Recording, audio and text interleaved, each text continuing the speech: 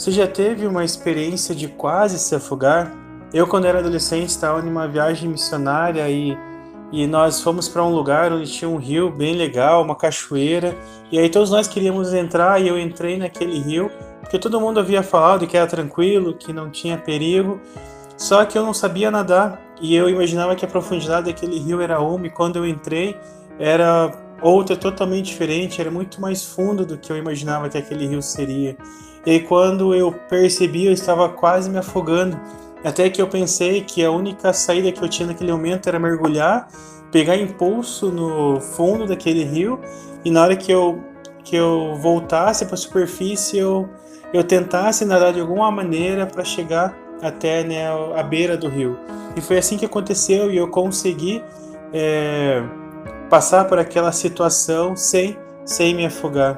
Mas naquele momento eu tive muito medo de me afogar, muito medo de morrer afogado naquele momento.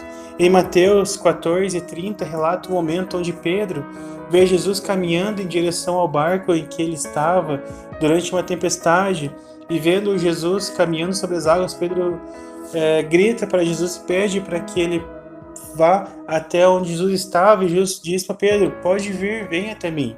E aí Pedro começa a caminhar por sobre as águas até o momento onde o medo toma conta de Pedro e ele começa a afundar. E aí quando ele começa a se afogar, ele consegue levantar e gritar para Jesus e diz: Senhor, salva-me. E Jesus estende a mão para Pedro e salva Pedro. E depois daquele momento, Jesus olha para Pedro e fala: como é pequena a sua fé, por que você duvidou? Muitas vezes, Jesus nos chama a caminhar com Ele. E Jesus quer que nós tenhamos a confiança nele. E para que nós podemos viver os planos que Ele tem para nós. Mas muitas vezes o medo nos faz afundar.